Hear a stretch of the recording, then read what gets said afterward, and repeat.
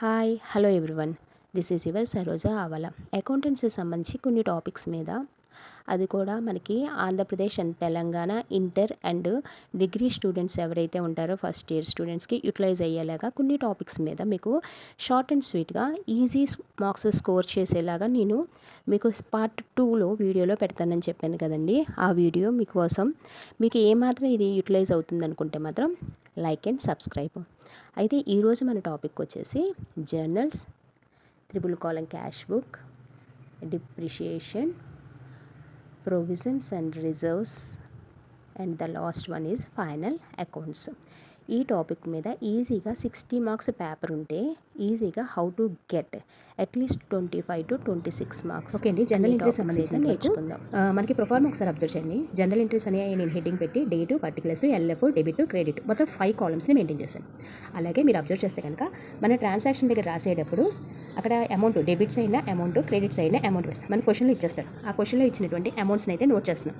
ఓకేనా, మనకి క్వశ్చన్లో ఇచ్చిన అమౌంట్స్ని మనం నోట్ చేయడం ఇక్కడ జరుగుతుంది. సెకండ్ టాపిక్లో చూడండి, సెకండ్ టాపిక్లో కూడా 50,000 అంటే పైన మనం ఒకసారి డెబిట్ సైడ్ ఒకసారి రాసుకున్నాం, క్రెడిట్ సైడ్ ఒకసారి రాసుకున్నాం. ఈ అమౌంట్స్ అన్ని పక్కాగా వేసుకోండి, మనకి ఈజీగా 1 మార్క్ అక్కడ గెయిన్ చేయొచ్చు. నెక్స్ట్ వన్ నేరేషన్ మన బీయింగ్ అని పెట్టేసి అక్కడ మనకి ఇచ్చిన క్వశ్చన్లో ఫస్ట్ లైన్ ఏదైతే ఇచ్చాడో, ఫస్ట్ ట్రాన్సాక్షన్ ఏదైతే ఇచ్చాడో ఆ ట్రాన్సాక్షన్ అంటే సెంటెన్స్ని రాసేయండి. ఫస్ట్ సెంటెన్స్ని రాసేయండి. నెక్స్ట్ బీయింగ్ కూడాను స్టూడెంట్ తన ఓన్ వర్షన్లో రాసుకోవచ్చు. కాబట్టి బీయింగ్ అని చెప్పేసి మన ట్రాన్సాక్షన్ ఏవి ఇచ్చాడో అది రాసేయండి. ప్రతి బీయింగ్కి అలా రాసుకుంటూ వెళ్ళండి. సో అక్కడికి ఇంకో మార్క్ యాడ్ అవుతుంది. డేట్, క్వశ్చన్లోనే డేట్ ఇస్తాడు, ఏ ట్రాన్సాక్షన్ దగ్గర ఆ డేట్ని రికార్డ్ చేసుకోండి. సో మళ్ళీ ఇక్కడ ఒక 1 మార్క్ అయితే గెయిన్ చేయొచ్చు. అయితే ఇక్కడ టాపిక్ విషయం అనుకుంటాం. టాపిక్లో ఏ టాపిక్ ఇచ్చినా సరే ఎంట్రీ రాసేటప్పుడు మనకి డెబిట్స్ అయిన డిఆర్ అని చెప్పేసి మనకి క్రెడిట్ ట్రాన్సాక్షన్ రాసేటప్పుడు 2 అని చెప్పేసి రాయడం అనేది జరగాలి. సో ఇలా రాయాలి. అలాగే మీకు ఇచ్చిన ట్రాన్సాక్షన్ ఏదైనా సరే అకౌంట్ అని పెట్టి మెన్షన్ చేయండి. ఓకేనా, ఇలా మనం ఈజీగా స్కోర్ చేయొచ్చండి మార్క్స్ని.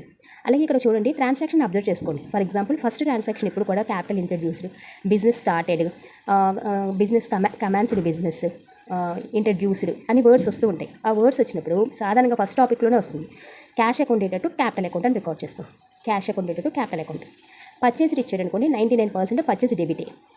సో పర్చేస్ డెబిట్ చేశాడు కాబట్టి ఇంకా అక్కడ క్యాష్ అని ఉన్నా లేకపోయినా credit side cash, purchase debit, cash credit. In case ఇక్కడ నేమ్ ఇచ్చాడు, నేమ్ మెన్షన్ చేసుకోండి. సేల్స్ విషయానికి వస్తే కనుక సేల్స్ ఎప్పుడు క్రెడిటే, ఇంకా second one cash. In case name ఇచ్చాడు, నేమ్ రికార్డ్ చేసుకోండి. రెండు పెయిడ్ అని వచ్చినప్పుడు ఎప్పుడు కూడా క్యాష్ క్రెడిట్, రిసీవ్డ్ అని వస్తే క్యాష్ డెబిట్. అలాగే పెయిడ్ అని ఇచ్చినప్పుడు క్యాష్ క్రెడిట్ రాశారు కదా, మరి అనదర్ సైడ్ వచ్చేసి అక్కడ ట్రాన్సాక్షన్ చూసి దాన్ని బట్టి రికార్డ్ చేసుకుంటాం. రెంట్ ఇచ్చాడు కాబట్టి రెంట్ రికార్డ్ చేసుకుంటాం. అదే ఇక్కడ రిసీవ్డ్ అన్నప్పుడు cash debit, commission credit.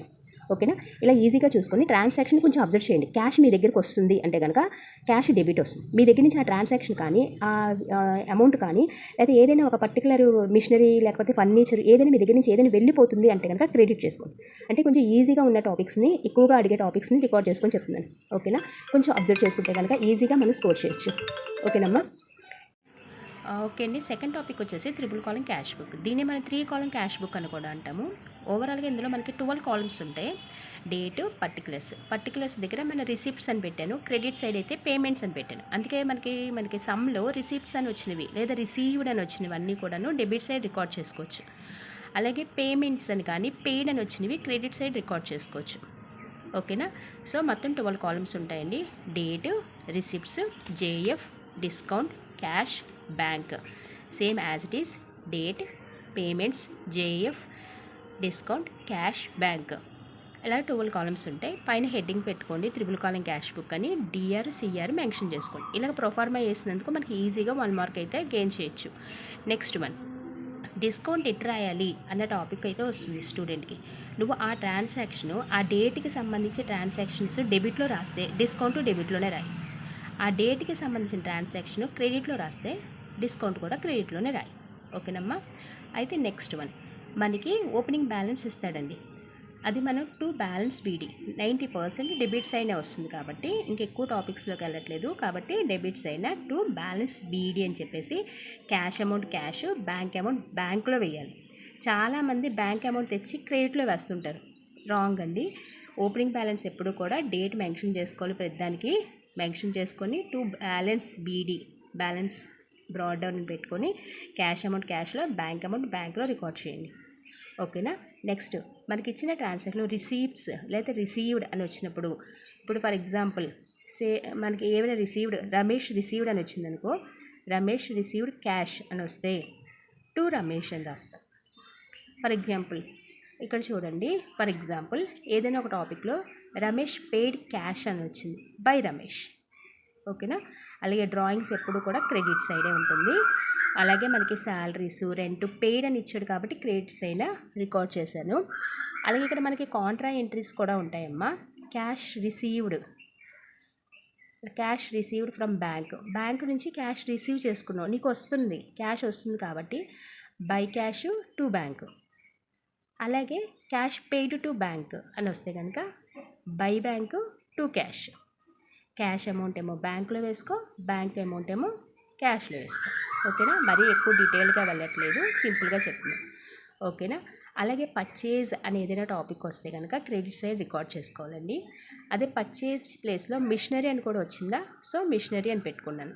Purchase అని వస్తే క్రెడిట్ సైడ్ బై పర్చేజ్ అని రాయాలి. ఇక్కడ మనకి పర్చేజ్ అని ఇవ్వకుండా ఒక్కొక్కసారి మిషనరీ, ఫర్నిచరు అలానే ఏమైనా టాపిక్స్ ఇస్తే కనుక ఆ పేరు పెట్టుకుంటాం, మిషనరీ, ఫర్నిచర్ అని చెప్పేసి రికార్డ్ చేసుకుంటాం. అలాగే సేల్స్ ఎప్పుడు క్రెడిట్ సైడే రికార్డ్ చేసుకోవాలి. ఓకేనా. సేల్స్ ఎప్పుడు కూడా క్రెడిట్ సైడే రికార్డ్ చేసుకోవాలి. ఓకేనా స్టూడెంట్స్. ఇలా మనం ఈజీగా ఐడెంటిఫై చేసుకొని కనుక కొంచెం జాగ్రత్తగా అబ్జర్వ్ చేసుకొని చేస్తే కనుక మీకు ఈజీగా 5 to 6 మార్క్స్ అయితే గెయిన్ చేయొచ్చు. అట్లీస్ట్ ఒకటి 8 మార్క్స్ క్వశ్చన్కి. ఓకేనా. ఓపెనింగ్ బ్యాలెన్స్ రాసుకోండి. పర్చేజ్ అయితే క్రెడిట్, అలాగే సేల్స్ అయితే క్రెడిట్, పర్చేజ్ అయితే కనుక క్రెడిట్, సేల్స్ అయితే కనుక డెబిట్. అలాగే డ్రాయింగ్స్ క్రెడిట్ సైడ్ రికార్డ్ చేస్తారు. మనకి పేమెంట్ సంబంధించిన కానీ పెయిడ్ అని కానీ ఇస్తే కనుక క్రెడిట్ సైడ్ రికార్డ్ చేస్తారు. ఆ ట్రాన్సాక్షన్ చూసి రెంటా లేకపోతే మనకి శాలరీసా అలా చూసుకుంటారు. రిసీవ్డ్ అని ఇస్తే మాత్రం debit side. For example commission received అని ఇచ్చినప్పుడు టు కమిషన్ అని చెప్తారు. అక్కడ ఇచ్చే ట్రాన్సాక్షన్లో చెక్ అని ఇస్తే బ్యాంక్ కాలంలో రికార్డ్ చేసుకోవాలి. అదే మన చెక్ అని ఏం చెప్పలేదు, చెక్ అని కానీ ఏటీఎం అని కానీ లేకపోతే డెబిట్ కార్డు, క్రెడిట్ కార్డు అని బ్యాంక్ ట్రాన్సాక్షన్స్ ఏమీ చెప్పితే బ్యాంక్ కాలంలో రికార్డ్ చేస్తారు. చెప్పకపోతే కనుక క్యాష్లో రికార్డ్ చేసుకుంటారు. ఓకేనమ్మా. అలాగే సాధారణంగా టోటలింగ్ చేస్తారు. క్యాష్ అమౌంట్ క్యాష్లో నుంచి మైనస్ చేసి వేస్తాం. బ్యాంక్ అమౌంట్ అంతా టోటల్ చేస్తారు. టోటల్ చేసి బ్యాంక్ అమౌంట్ టోటల్ మొత్తాన్ని క్రెడిట్ సైడ్ అమౌంట్స్లోంచి మైనస్ చేసి ఆ అమౌంట్ డిఫరెన్స్ని ఇక్కడ వేస్తాం. బై బ్యాలెన్స్ సిడి, అలాగే టు బ్యాలెన్స్ బీడీ. ఏ మంత్ అయితే ఇచ్చాడో సమ్లో ఆ మంత్ లాస్ట్ డేట్.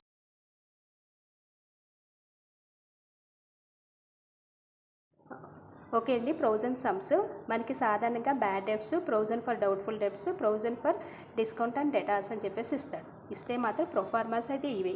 1 ఇయర్కి ఇచ్చాడు కాబట్టి 1 ఇయర్ రాసుకున్నాను. సెకండ్ ఇయర్ ఇస్తే సెకండ్ ఇయర్ కూడా అది రాసుకున్నాను. సేమ్ ప్రాసెస్ అయితే ఇదేరా. ఓకేనా. సో సేమ్ ఇదే ప్రాసెస్. ఇన్ కేస్ ఇక్కడ మనకి provision for discount, provision for doubtful debts కదా, అంటే మనకి ప్రొవిజన్ ఫర్ డేటాస్ రా. ఇన్ కేస్ ప్రొవిజన్ ఫర్ క్రెడిటాస్ ఇచ్చాడు అనుకోండి, డెబిట్లో ఉన్నాయన్నీ క్రెడిట్లో రాసుకోండి, క్రెడిట్లో ఉన్నాయన్నీ డెబిట్లో రాసుకోండి. ఓకేనా. ఇక్కడ కూడా అంతే. Discount and provision for datas కదా, ఇక్కడ కూడా సేమ్ అండి. ప్రొవిజన్ ఫర్ డిస్కౌంట్ అండ్ క్రెడిటాస్ ఇస్తాడు. డెబిట్లో ఉన్నాయి క్రెడిట్లో రాసుకోండి, క్రెడిట్లో ఉన్నాయి డెబిట్లో రాసుకోండి. ఏ సమ్ అయినా ఇదే ప్రాసెస్. కాకపోతే అమౌంట్స్ మాత్రం చూసుకొని జాగ్రత్తగా వేసుకోండి. ఓకేనా. ఎంత మిస్టేక్ ఉన్నా ప్రొఫార్మాస్ ఇవన్నీ రాసినందుకు మినిమం మీకు 4 to 5 మార్క్స్ అయితే పక్కాగా పడిపోతాయి. ఇది చూడండి, reserve for discount and creditors ఇదేనా provision for discount and creditors ఇదే ప్రాసెస్. కాకపోతే ఇందులో డెబిట్లో ఉన్నాయి, అక్కడ క్రెడిట్ అవుతుంది, క్రెడిట్లోనే డెబిట్ అవుతుంది. లాస్ట్ అండ్ ఫైనల్ అండి, provision for repairs and renewals. Same, చాలా సింపుల్ సమ్. ప్రొఫార్మా అయితే ఇది.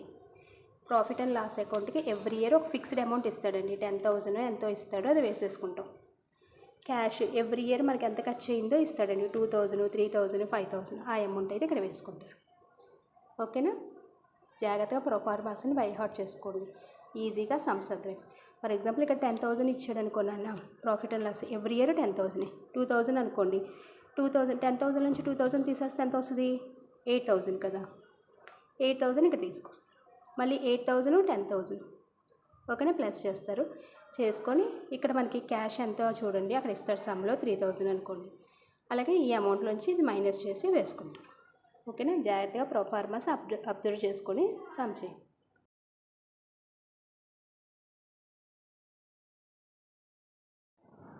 ఇది ఫైనల్ అకౌంట్ సంబంధించి సబ్బండి trading and profit and loss account. Next one వచ్చేసి బ్యాలెన్స్ షీట్.